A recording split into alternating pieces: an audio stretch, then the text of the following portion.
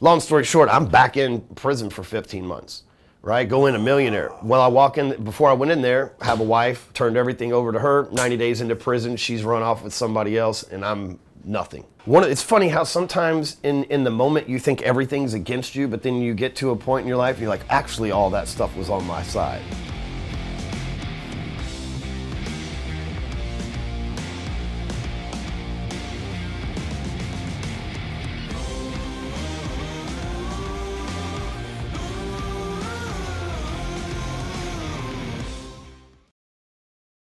So let's jump back, because I know that you're a success today, and so it was something very instant for you. There was no hardships, nothing like that. You just kind of were born, and then money was given to you.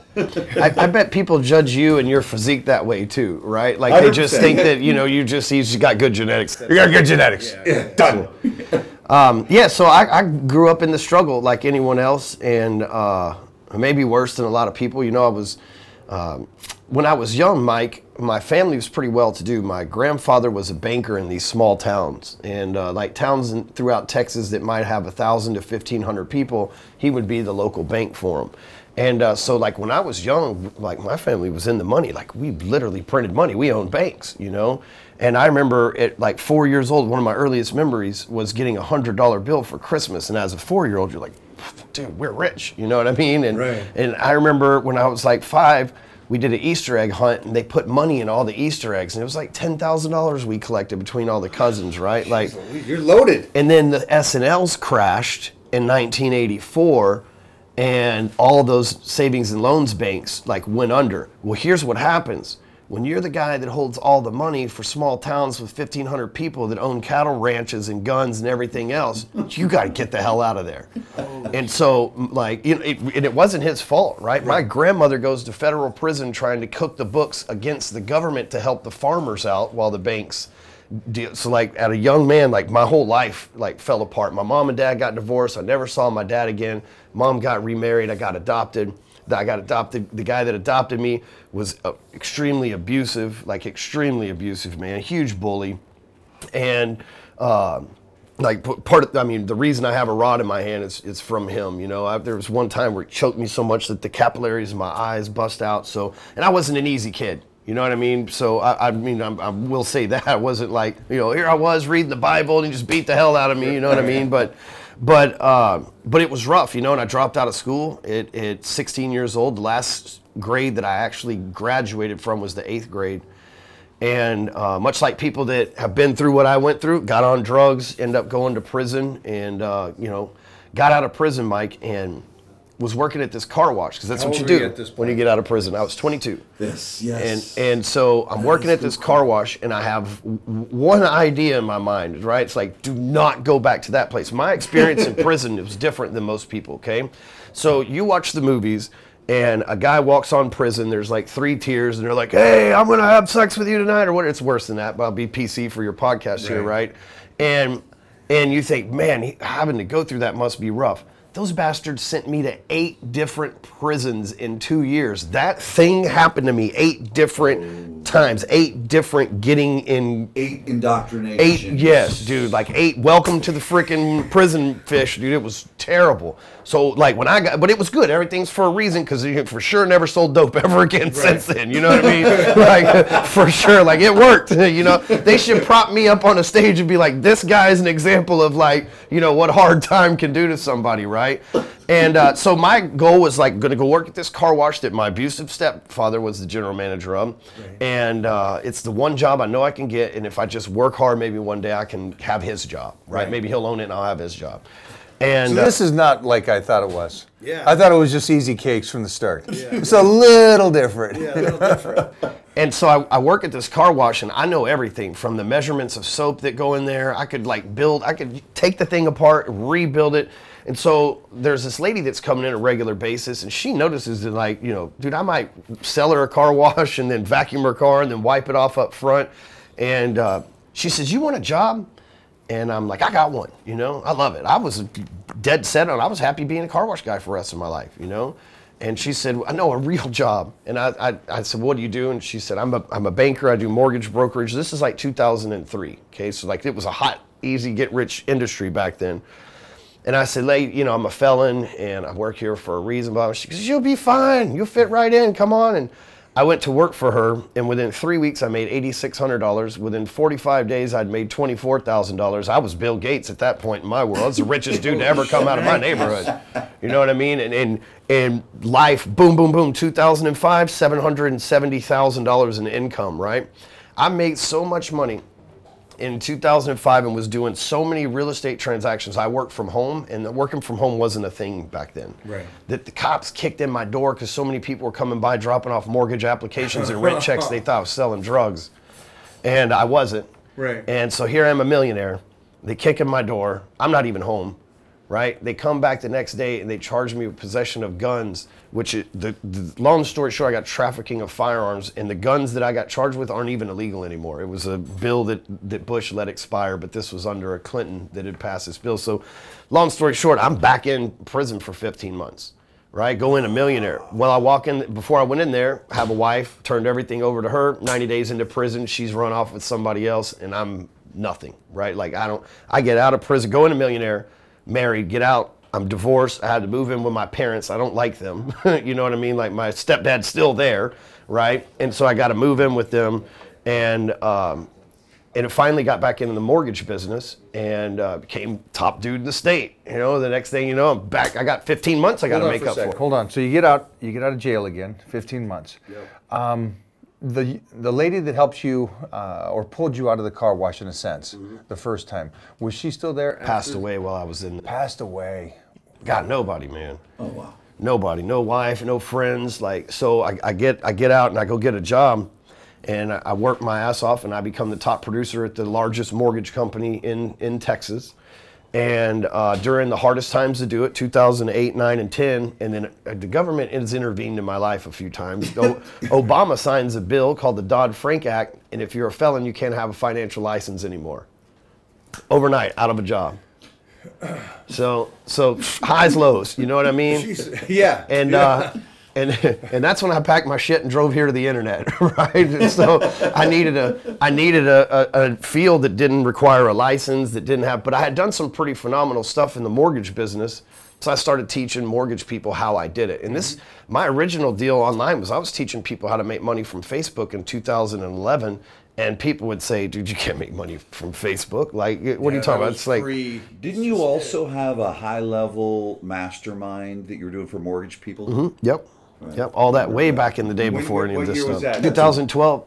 Right. Yeah. So I started the mastermind business in 2012. That's when I read. They were high dollar and big groups. Yeah, we were selling $5,000 to $10,000 packages back then. So that's OG in the sense of this stuff, because that was way before. Yeah, way before everything. Mm-hmm. Well, I remember those. I've had a podcast since 2011, like consistent, you know. So you were starting this stuff before everybody. And I didn't have a choice, because during that 18 months that I wrote all those mortgages before the Dodd-Frank Act happened, I didn't get to save up a whole bunch of money. So it's funny how sometimes in the moment you think everything's against you, but then you get to a point in your life and you're like, actually all that stuff was on my side. There you go. You know? There you go. And so for me,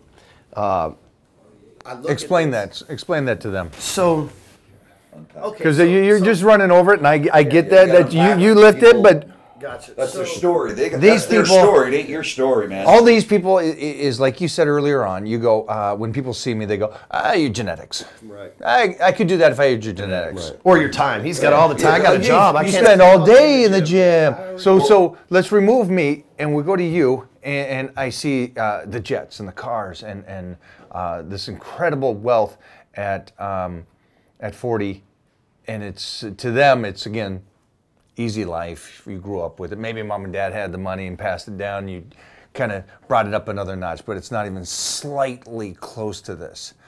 And there was so many struggles, and you got a great break with the car wash and somebody coming in there and seeing something in you, and then she passes away and you go back in that sense, and then you come back out and you're right back in the fight. No time wasted. So that's I get a job, I got one, you know, and what I mean was sometimes you think things are against you when really they're for you. So take things back to where we're still a happy family and I'm a kid, and my grandparents are still in the money owning banks and stuff. So at Christmas time, I was well known to stand up and get everybody's attention and put on comedy acts and plays and sing and make impressions about everybody in my family. Did it at right? dinner last night. Yeah, and that's kind of my thing. And so all my life, people were like, you need to be like a preacher or something like that, right? And then from a small town, that's all they know. They don't know you should be a motivational speaker or something. They just know preacher. You should be a preacher, or salesman, one of the two, right? And so, I look at it as I was supposed to do what I'm doing now. Flash forward past that story. Yes, I have McLaren, Lamborghinis, Rolls Royce, private jets, mansions, 3 beautiful kids, wife, booming businesses, like all the material and the love you could imagine, right? I got everything that I could ever want and more, right? I always tell people I wouldn't trade places with Bill Gates, Jeff Bezos, Warren Buffett, none of them. I'd trade bank accounts with them, but I wouldn't trade places with them, And so, but going through all of that, had I not been through all of that, I couldn't be doing what I did today. So at the time, it seemed like, Jesus, God, why are you doing this to me, man? I wasn't selling drugs. They kicked in my door. They made a mistake. How you're just going to let them pick me up and put me in there for some ancillary crap? You know what I mean? Like, just funny things along the way, Mike. When I was waiting to go to federal prison, the guy that I selected to become my lawyer just decides to run as a district attorney in Dallas County at the time. First of all, he's a black guy. Second of all, he's a Democrat. Neither one of those things had ever happened in the judicial system in Dallas County, right? Like neither one of those things, right? This is like Obama being elected president almost, Right. And he won.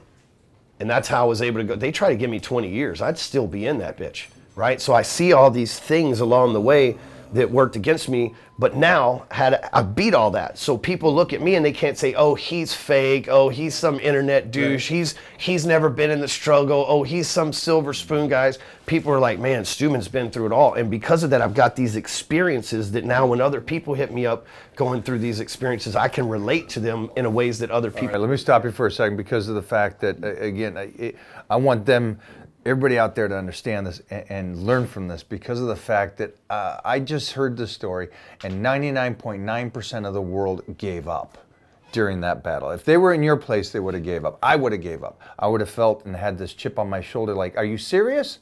I did my time and then this wasn't even something I was doing wrong and you still put me away. It'd be like a chip, an anger, a thing I couldn't let go. What did it? What allowed you to let go of or use what happened instead of being a bitter person and saying I'm quitting my life and quitting everything? It made you jump forward. Not even jump forward. Come on, you're not average, not even close to average. You're so much further down the right. So what was it that made you go, I ain't giving up, I am not stopping on myself, I'm going to get better and I'm going to destroy and just conquer everybody? When I was locked up one time, I saw some pretty atrocious stuff happen. And I heard one of the guys tell one of the other gang members, he said, now that you've got that pain, wait till you turn that pain into power. That's why you make a king in this motherfucker. And I thought, wow, that's like a pretty damn... Wait, say that whole thing one more time, because that is... He said, now that you have this pain, wait till you can convert that pain into power. That's how you become a king in here, right? He was talking about in prison. That's so... And so when I got out, I converted all that anger and pain into power. John will tell you, we've been connected online for a long time. I got the Hardcore Closer name because I was a big asshole, I hated everybody. Yeah, and I hated everybody, and I shouldn't say hated everybody, but I had a lot of people that I was mad at that I had to prove wrong, and I used that as fuel. But guess what? 10 years later, in multiple years of making 7 figures a year, you kind of look down the mountain and you're like, that fuel doesn't work anymore. And so I had to refuel, you know what I mean? I had to stop and refuel. And so hate, honestly, and rage and anger and all that shit got me to being a millionaire. And this is where most people make a critical swing in their life one way or the other. When you get to that point, you can either be even worse, because money magnifies people. You can be even worse. Or what happened with me is I refueled, man, and I found out that it was really love and all these things that I was missing. And largely thanks to John, largely thanks to John. And because of that, man, I just started looking for love to motivate me, motivated to be driven for the love of my kids and the love of my wife, as opposed because you locked me up. You know what I mean? And it just I had to blast off, but once I refueled, you know, because that rage and fuel, at some point you're like, well, I'm better than everybody. And like I said, you have a choice to really become an even worse person, or to be like, okay, how do I not be like those people and break this cycle? And that was the decision that I made. That's great, man. That's the story is one of those things, and what I love in being able to do what I do is talk to people that are so elite, and nobody has that easy childhood. Everybody's childhood is different, abusive or jail time and stuff like that. But it's funny, I've never sat down with somebody and said, oh, everything's been great. You know, I was born into it, I'm a genetic freak, and life has been perfect through the whole thing. I had no struggles.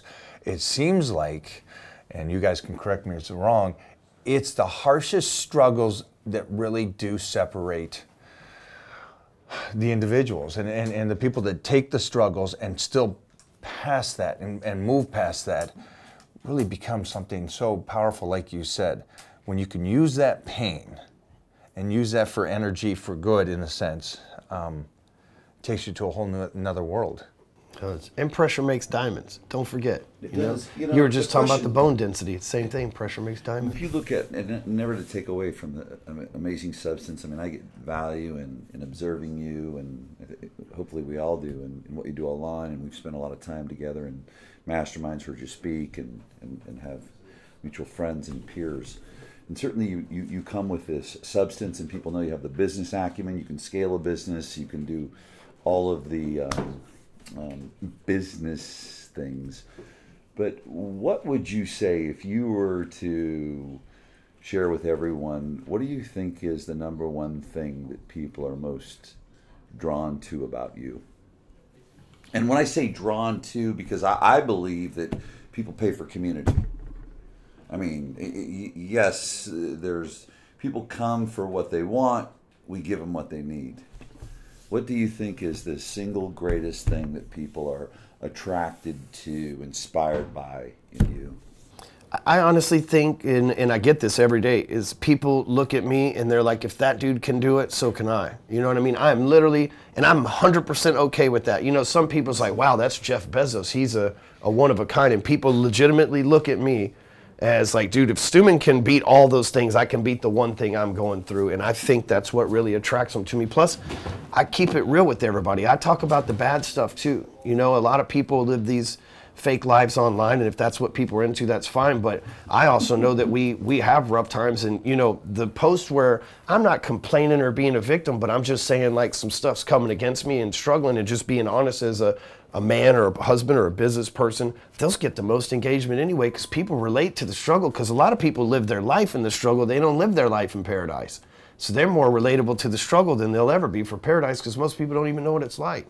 Well, I think what you do, though, too, that I just want to magnify, though, as you watch, is there's people that go out with, that they complain about something, and it's almost like an enrollment process to enroll other complainers, because that's who you're going to attract. Yeah. What you do is you open a loop, so that's opening the loop, but then they let the loop kind of get closed and grow based on other victims. You close the loop with, here's what's happened, here's the reality, now here's what I'm going to do. And it's going to happen again, and here's what I'm going to do. So you educate through it, you're relatable, okay? And so you're meeting people where they're at with humility, vulnerability, transparency, but then also this isn't my story, it's my history. It's that contrast. I mean, that's the thing you do really, really well. You put it out there, but here's what I'm going to do. Force of average. What you do with that, so good. We call it the E3 method, right? And this works for anybody that's on social media, period. Like, right, you have an experience, you extract the lesson from that experience, and then you educate whatever that lesson was, you educate your audience on it. It's just that simple. That's how you make a Facebook post. Like, here's what I went through, here's the lesson that I learned from it, and here's the things that came apart from it. That's the formula, those 3 steps for making experience, extract, educate, E3. I'm stealing it. I'll always give you attribution, as we do, right? I'll take it, man. Right. The more people that it helps, the better, you know? Yeah. You were talking about how those are the things that get the most engagement. And I'm just looking back at when I put up my information. When I'm teaching an exercise or a workout, that gets good engagement. When I go through a struggle and put it out there for them, you laugh at me or don't laugh at me, but I'm going to go through this struggle and I'm going to share it with you, and it helps. It just helps people. And I don't put the struggle out there and say, this is what I'm doing. I'm going to keep moving forward and keep trying to, come back up. I'm not going to lose focus. But I hurt, I cry, I live in that pain, and I live in the moment. So I'm trying to think back if that's what I did, or was I just complaining? But I think I came out the other side by saying, this is what I'm going to do and keep moving forward. And I love that you said that, because in social media, which is everything now, it seems like, you see just a lot of complaining. This is what's wrong with the world. This is what's wrong with America. This is what's wrong with this thing. This is why you shouldn't train that way. You shouldn't train this way. What's your intake on that? Well, I'm not in prison anymore, right? And so, like, it's been a lot worse for me. Like, when I hear people like, America's worse than it ever was before, it's like, wait a minute, do you know about the Bush drug laws, right? Like, hold on a second, right? You know what I mean, right? Like, it's not worse. In the 80s, it was way worse, right? Like, my family lost everything, and so I still think we're at the greatest time ever. I don't watch the news. And I live a pretty good life, so I don't have a lot to complain about. That doesn't mean that there's not stuff going wrong at any given moment, you know what I mean? But I don't, here's what happens for most people. They wake up in the morning and they grab their coffee and they turn on the radio or the TV so that they have some mindless something going on to keep them awake in the background. And all the radio and TV does, even music these days, is just some negativity stuff. And I get it. So I've thought about this so many times, because we have this thing called amygdala in our mind, right? And it's basically our fight or flight mechanism, okay?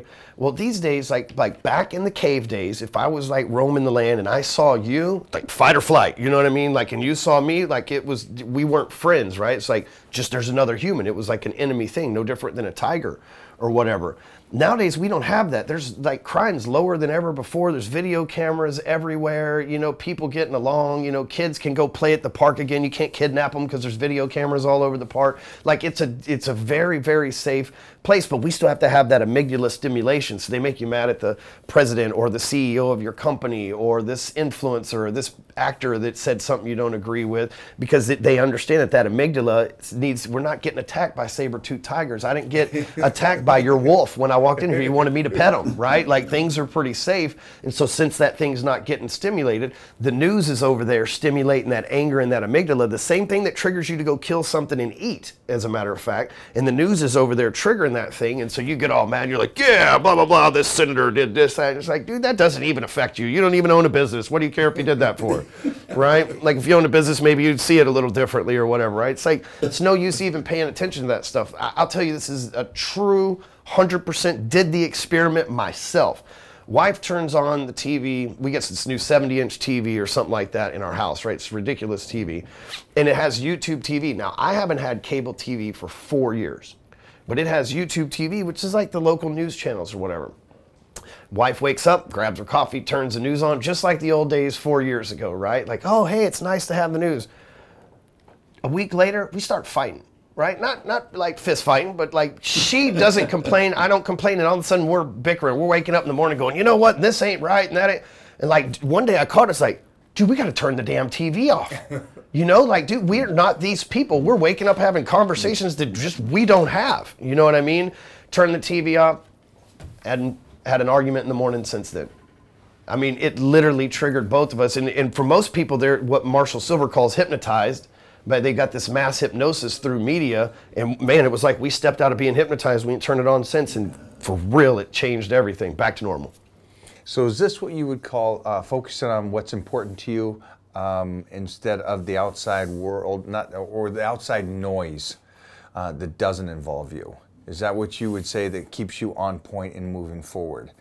That's a good point, man, because when I was locked up, they have a thing where, like, when you walk through the day rooms and stuff, you don't look through other people's cells, and you mind your own business. If you see somebody doing something that is, against the rules, or drugs or sex, or you just mind your own business. And I kind of just stayed that way in life. Everything that's going on, I feel like we're here in like a video game, and I'm player one. So it's up to me, whatever moves I make dictates what happens around. Is that hard for people on social media, because the one thing that I notice is which is so odd to me, is for somebody to take time out of their day to go on a Mike O'Hearn post and go, I hate you, or say whatever.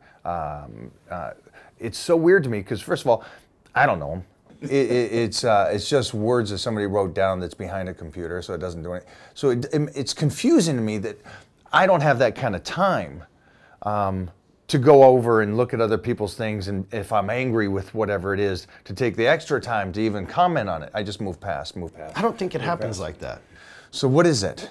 I think here's what happens. I think the average person follows like 200 people on Instagram, right? And most of them are going to be blue check people, right? And maybe a couple of their friends from work. Because you and I, we have a lot of friends. You know, your house is full of people right now that are your friends. Most people ain't like us. You know, they're not, you know, they don't have Johns and Ryans in their lives, right? So say get on Instagram looking for Johns and Ryans, right? And let's say that, like, you know, I'm not in the best shape. Let's say that I'm 15% body fat, right?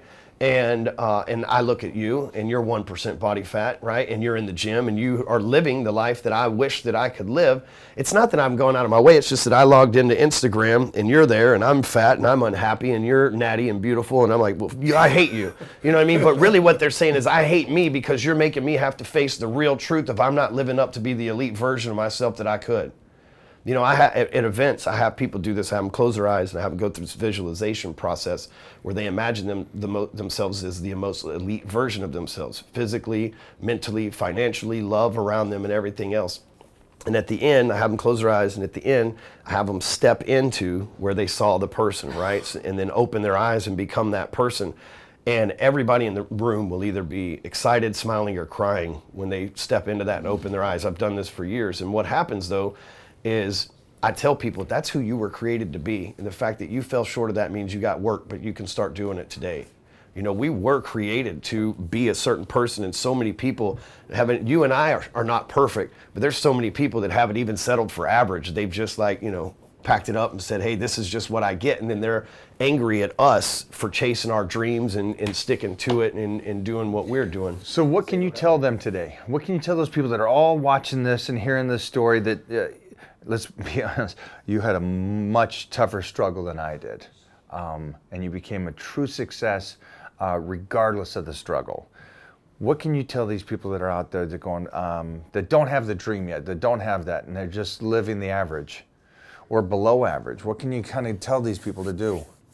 Well, so it's funny you say average, and John mentioned it too. So I have this theory, and it's called the force of average. And so being a computer guy, all computer things are ran by algorithms, right? Facebook, YouTube, Google, it's all ran by an algorithm that's most likely to match you up with what you're most likely to enjoy, right?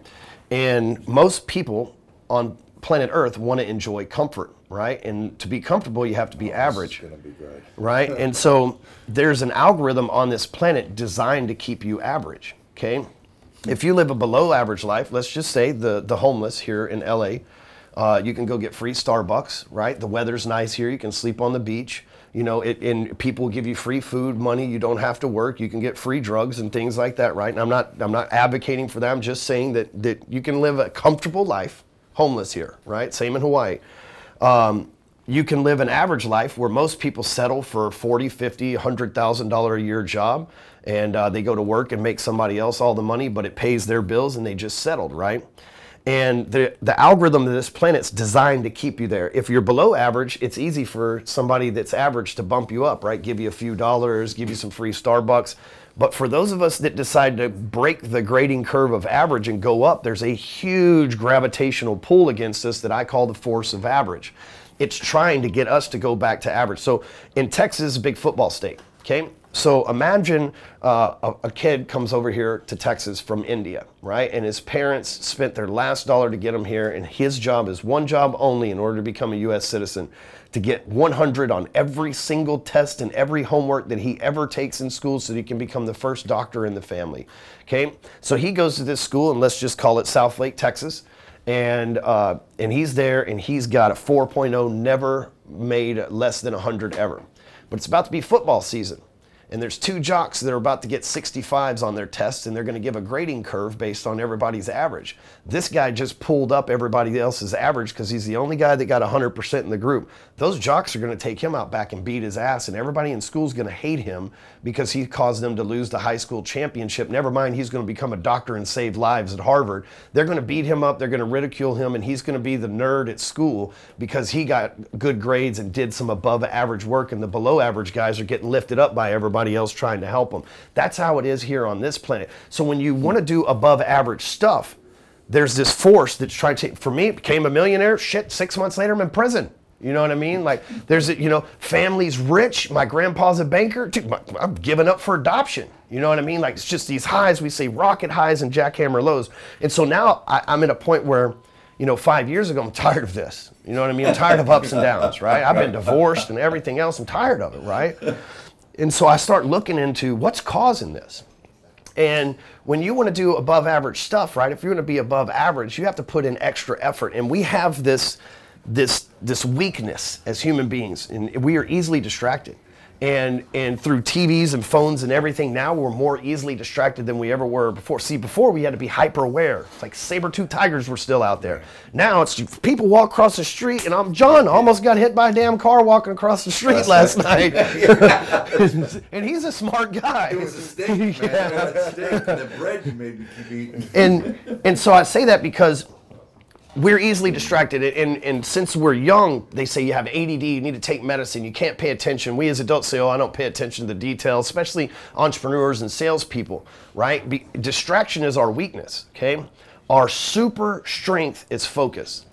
And to beat and combat distraction, which is all the force of average has to do, right? I was on my way to greatness, it distracted me with gun crimes, right? I'm on my way to a great relationship, distracts me with divorce. It's all just distractions, right? And we can beat it by focusing, but we have to understand focus isn't just like staring at something, right? Focus is having a vision and taking the action relentlessly until that vision becomes a reality.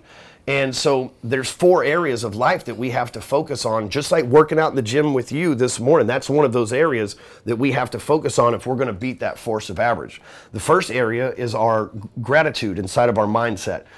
If you're not grateful for what you have today, no matter what the world gives you in the future, you'll still be the same person you are today. That's the real life balance we're looking for, is being grateful for what we have while in pursuit of what's next. There's no work-life balance. That's the balance, grateful versus desire. The second thing is your genetics, right? Like I've said it out there on the porch, if you spend your whole life making millions of dollars and you've got to give it all away on diabetic medicine and kidney transplants and all this other stuff, then that money didn't really do you any good. You worked your whole life stacking something up that you didn't get to enjoy, you know what I mean? Or family or love or people around you. The third is your grind. You got to get on your job, right? You have to focus every day. That's where the majority of your time is going to go every day. You might as well just understand that and make the most of it. And lastly, it's the most important is the group of people surrounded by you. If you want to be elite, hang out with elite people. This guy is by far the toughest mindset coach that I have ever had, and I have paid everybody. I mean, I have spent millions of dollars in personal development, business development. John's by far the best. I mean, you're 53, is that correct? 50. 50. And dude, you still look 19. You know what I mean? Like, you are highly elite. And so when you start surrounding yourself with the group, they won't let you mess up your genetics. You're not going to let me get out of shape. Right. You know what I mean? You'll call me up. So your Instagram video, what you need to come back to LA? You know what I mean? I mean, we were already friends before, but now you're screwed. Yes, I already know. Now you got a stalker. Yeah, I already know. And that group holds you accountable, right? So when you focus on wins in those 4 areas, I won in my mindset, I won in my physical, my body today, I won at work, and I won with a group of people, whether it's an employee, your wife, your kids. I do date night once a week with my wife, date night once a week with my kids. I throw parties once a month for my employees. Like, everybody that's in your life, you have to really take care of them. When you focus every day on winning in those 4 areas, dude, the force of average can't get you. Well, there's one quick, though, because I think it's, stories and humor are always so important, and it sticks with me. Tell the story, because I think earlier when I asked what's your superpower, that magnetic thing, and it's really, to articulate, it's a bar of belief you give people. So I want to further that. Tell the story about when the school was calling you about your son in Focus. So my son is in private school. So the difference between public school and private school is they work for me, sort of, right? Like, public school, like, but in private school, they work for me, right? I'm spending a hefty amount of money a year to put these 3 kids in their private school, right? And they love me, you know what I mean? My wife she is a helper and all this stuff. But anyway, they call me, they say, you know, your son, he's not paying attention in class, he can't focus, blah, blah. And I was like, well, you know what, dude, I've seen him focus. I've seen him pick up an iPad and stare at it for 8 hours without getting up to go to the bathroom. Maybe you just need to be a little less boring in your teaching to where you can capture their focus, right? And it wasn't really the best way to start that relationship off, but you know, come to find out later, it's like, you know what, you're right. You know, it's like, hey, I'm just kind of going through the motions, and you know, he's not focused. There wasn't anything exciting. When human beings get focused, we go to Mars. We create Amazon. We disrupt the banking system. We redraw maps, right? We remake laws. Like when we get focused, things happen, right? And so like this force of average is trying to keep us from being focused. And it starts when they're telling my kid you can't focus, when clearly I have seen that kid go in the zone on baseball or go in the zone. He knows how to focus. It's almost like asking a camel to climb a tree. It wasn't born to do that, right? So maybe his major isn't to focus on arts and crafts. He's more interested in math or whatever. And I think, you know, not to bash the system, ours is good with the private school and everything, but finding out what you're good at and really focusing on that, I feel like that's kind of what we were made to be on this planet anyway. You know? Okay, there's a couple things that I think the majority of the listeners are going to miss here, and that is this. The wolf on top of the hill is never as hungry as the wolf climbing the hill. I disagree with that, and I know that's something that people have always said. The people I have surrounded myself with the last couple of years are the most hungry people in the world. And these are people that are all on the top of the hill. And they're even more hungry. And I noticed that something that happened to me through my health and fitness years was I won the universe 4 times. And the last time I won it was 22 years ago. And so then you retire and then you kind of go, all right, I don't need to keep that going. Well, that was never my belief. My belief is I won the universe. I did it 4 times. Enough. Doesn't mean I'm going to stop my physique. I'm not going to keep going forward. And so through the years, I've been here since the 80s competing, and I keep meeting champions, and champions go, well, what kept you going? What do you mean kept me going? I want to get better. And then I see them dropping off, and I keep going, and I keep going. I get more fired up. And then you guys saw me training today, and I love it. But I love to get even better. I love to come up with different angles. I like to change things. I like to go, now this doesn't work because that works for bodybuilding or powerlifting, but this, I want to work for life. And how can I get this muscle stronger and this little, so I keep trying to enhance it and I get more hungry. That's you guys. You guys are successful. Let's be honest. You got a plane, you got cars, you got all the, you're financially successful, your life's successful, and you're focused, and you still pay for coaches. Yep. And I know it was a long story to come around to that, but the point of that is that you get the average or the guys going, hey, I want to do this. And they're not willing to do that, where you're crushing it and you're going, no, it's not good enough. And you're grateful what you have, but you still want to be so much better. And I think a lot of the listeners, if they didn't pick that up with what you're saying, I picked it up. That you just, and it's all these type of guys, you guys, and the people I hang out with, Todd Abrams is that way too. It's all these guys, and it's our circle, again, that we're around. It's a nonstop savage, and you're on top of the hill, but you're still feeding like a beast. And if somebody thinks that they're climbing the hill and they're hungrier than us, that's a misconception. That's not true. I watched a Grant Cardone video the other day, and he said that you should never take advice from a millionaire because they're scared they have too much to lose. And that's most people's mentality, right? The wolf at the top of a hill, it's scared, it has too much to lose, it's at the top of the hill. But when you can pass through that fear, right? I've already lost everything before, so I can guarantee you one of the things that keeps me hungry is I rest assured that if all this flew out the window tomorrow, I'll go sell roofs and make $1 million. I know 2 things that'll give me power in any marketplace in the world: how to generate leads and how to close sales. You can't, I will never not be successful, never. It's impossible, right?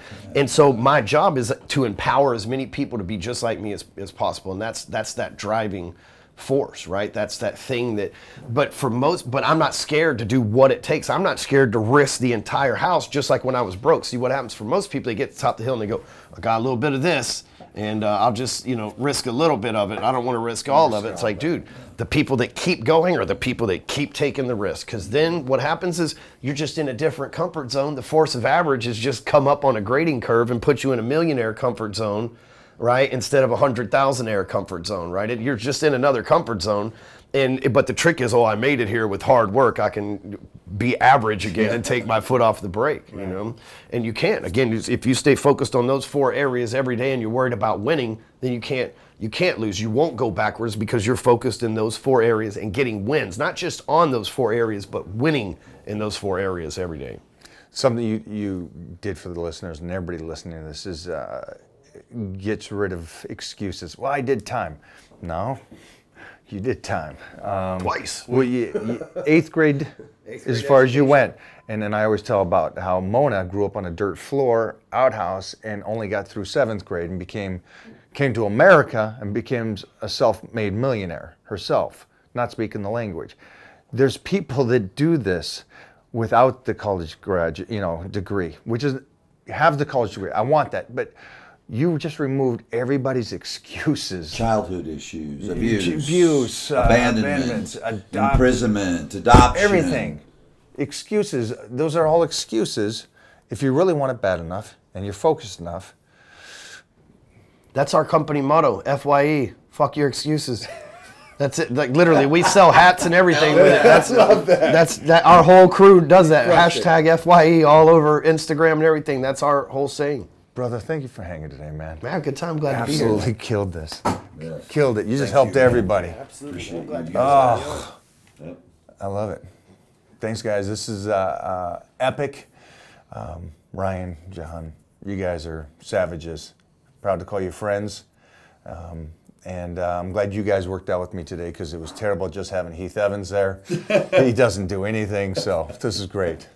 I'm going to be back, for sure. Yeah, you are.